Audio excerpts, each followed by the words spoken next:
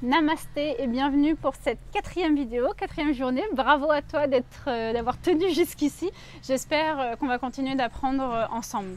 Alors aujourd'hui, le thème c'est la colonne vertébrale. Donc la colonne vertébrale, c'est on va dire l'os central ou les os centraux de notre corps qui viennent vraiment stabiliser et joindre le haut du corps avec le bas du corps. Et on peut en fait décortiquer, on va dire, cette colonne vertébrale en 4 zones.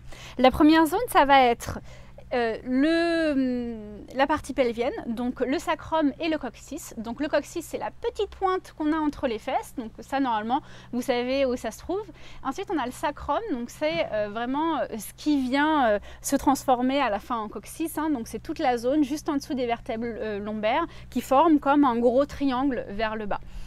Et ensuite, souvent on parle d'ailleurs du sacrum quand on fait la rétroversion du bassin et on étire les os des fesses et le sacrum vers le sol, vers le bas. Et donc vous entendez sûrement beaucoup de profs de yoga parler du sacrum.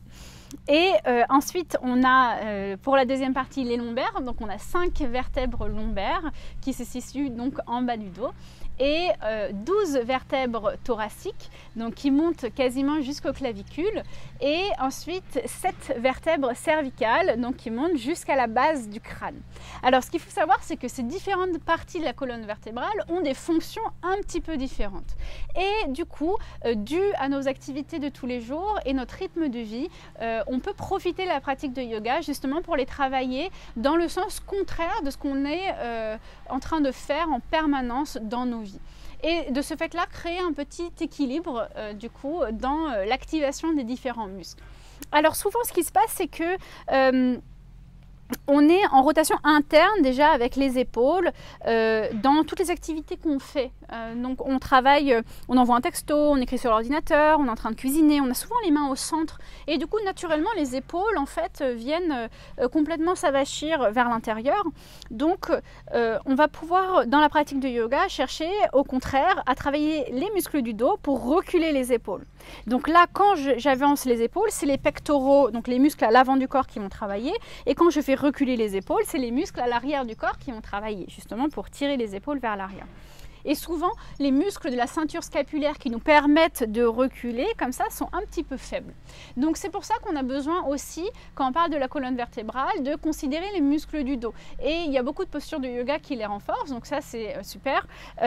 Mais malheureusement, on ne travaille pas de la même manière toutes les zones de la colonne.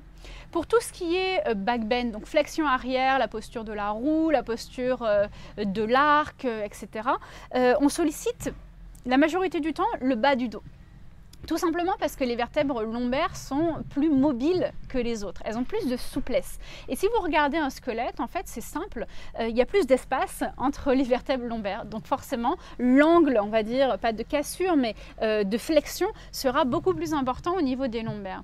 Et le problème qu'on rend compte, c'est que quand on va dans des flexions arrière qui sont assez intenses et importantes, comme la posture de la roue, eh bien, il y a beaucoup de personnes qui ont mal dans le bas du dos. Et rappelez-vous ce qu'on a vu le premier jour. Le premier jour, on parlait du fait d'avoir les pieds qui s'écartent vers l'extérieur et ça vient refermer un petit peu au niveau du sacrum. Et souvent, du coup, pincer ce qui est aux alentours et les vertèbres lombaires. Donc, du coup, c'est aussi lié aux douleurs dans le bas du dos. Donc, ce qu'on veut faire, c'est garder forcément Pada Bandha pour maintenir les pieds droits et éviter de soulever l'arche interne du pied et aller en rotation externe avec les pieds. Mais c'est aussi comprendre qu'on veut travailler avec la partie thoracique du corps.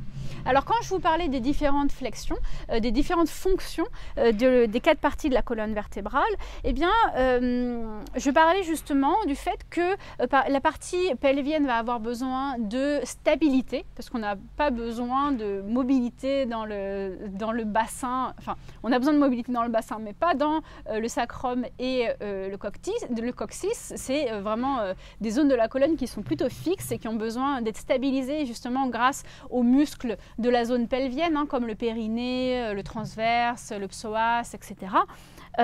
Après, quand on est au lombaire, souvent les lombaires, c'est là où on a le plus de mobilité et le moins de stabilité. Donc on va plutôt chercher à renforcer les muscles des lombaires pour créer de la stabilité autour de cette zone et éviter justement les différentes douleurs qu'on peut avoir dans les flexions arrière. Et ensuite la partie thoracique qui est souvent très raide parce qu'on a moins pour habitude de faire des rotations et des flexions vers l'arrière avec cette partie du dos. Par exemple, quand on est en train de conduire, maintenant, hop, on tourne juste la tête et on regarde. Ce qui est dommage, c'est qu'on ne fait plus du tout la rotation avec les épaules. Donc du coup, c'est vrai qu'on est très limité au niveau de la partie colonne thoracique. Et grâce à notre pratique de yoga, on veut justement recréer cette mobilité-là. Donc on va travailler les rotations, donc les torsions, on va travailler les flexions vers l'arrière, etc. pour essayer de retrouver de la mobilité. En plus de ça, une bonne mobilité au niveau des vertèbres thoraciques va permettre une bonne mobilité de la cage thoracique et du coup on va gagner en amplitude respiratoire et on va pouvoir se sentir assez libre au niveau de la cage thoracique. Pour ce qui est de la colonne cervicale, eh bien, elle est souvent très mobile parce qu'on peut bouger la tête absolument dans tous les sens, on peut regarder derrière assez facilement et on veut plutôt recréer de la stabilité grâce au renforcement des muscles. Alors il y a beaucoup de personnes qui ont la tête un peu qui sort comme ça, pardon, le menton un peu surélevé, les épaules un peu arrondies et du coup on va dire déjà une extension ici au niveau de la colonne cervicale. Ce qu'on va chercher à faire, c'est plutôt renforcer les muscles ici à l'avant du cou, les muscles porteurs de tête qui sont souvent faibles chez les gens qui ont cette posture. Et du coup, pour ça, il va falloir travailler le menton vers l'intérieur. Et donc faire un petit peu la tête là de poulet, hein, faire glisser le menton vers l'avant et ensuite double menton, voire triple menton vers l'arrière et on essaie de rentrer au maximum. Et on continue ce travail. On peut faire ça avec un petit peu de résistance, avec un élastique ou alors simplement avec les mains et pousser ici la tête contre les mains. Et de cette manière, on va renforcer les muscles ici porteurs de tête et qui vont vraiment nous aider dans les flexions arrière comme la posture du chameau par exemple, où on vient ici regarder vers l'arrière et le fait de relâcher complètement la tête en arrière, ça peut être douloureux pour certaines personnes car les muscles sont trop faibles. Donc travailler cet exercice-là, ça nous permet de maintenir la tension musculaire ici pour protéger justement et pas complètement s'écraser vers l'arrière avec la tête. Donc voilà comment travailler les différentes parties de la colonne vertébrale. Maintenant, concrètement, comment faire ? Ce qui est le plus important, à mon sens, d'après ce que j'ai pu voir, c'est de donner un petit peu de répit au lombaire quand on va dans les flexions arrière et plutôt travailler la partie thoracique. Et pour ça, je vous invite déjà à y faire attention. Quand vous allez chercher la flexion vers l'arrière, prendre le temps, au lieu de directement venir pincer avec les lombaires de cette manière-là, prendre le temps d'allonger, d'ouvrir la poitrine, d'enrouler les épaules vers l'arrière, de manière à essayer de continuer d'allonger la colonne vertébrale, même dans la flexion arrière. Et la deuxième chose que j'ai trouvé très intéressante, c'est de travailler les rotations avec la partie thoracique. Et pour ça, il faut s'asseoir parce que si on la fait debout, eh bien, le bassin va venir compenser, ce sera beaucoup plus difficile à sentir. Donc on peut la faire assis, soit sur les talons, soit directement sur le sol. Et on peut travailler ici avec les bras tendus vers l'avant. On peut même placer les mains l'une contre l'autre ou entrelacer les doigts, hein, c'est différentes options. Sur l'inspiration, je me grandis, j'allonge les bras. Sur l'expiration, j'aspire le nombril et en même temps, je pivote juste avec le haut du dos et j'essaie d'aller chercher le plus loin possible avec mes index ou alors avec mes mains ici. Et je travaille. Sur l'inspire, je reviens au centre. Sur l'expire, sans m'avachir, je pivote avec les épaules, avec les bras vers l'arrière. Et en fait, là, on travaille comme une torsion hein, qu'on va pouvoir faire assise, mais au lieu de la travailler passivement, en plaçant la main, en repoussant le genou et en faisant la torsion, eh bien, on va travailler uniquement avec les muscles du dos. Et donc, on peut aussi travailler dans cette torsion-là, mais à ce moment-là, je vais utiliser que mes muscles du dos pour aller chercher le plus loin possible et ensuite, je vais placer mes mains. Et ça va être très différent dans l'activation de la posture. Je répète, posture passive, approche passive plutôt, je place la main, j'utilise la main pour pivoter. Donc là, je n'engage pas du tout mes muscles, j'y vais passivement. Et pour que ça nous serve dans la vie de tous les jours, il faut créer ce schéma musculaire. Donc, je préfère travailler en actif. J'utilise les muscles du dos pour pivoter au maximum. Je vais chercher le plus loin possible et ensuite, je tends les bras et je vois si ma main n'a pas croisé ici, ben, je reste ici. Et si ma main a croisé, ben je m'installe là. Et même chose, je reviens au centre de la même manière sur une inspiration. Voilà différentes manières de travailler la colonne vertébrale. Pour ce qui est de la stabilisation des lombaires, c'est un très long sujet.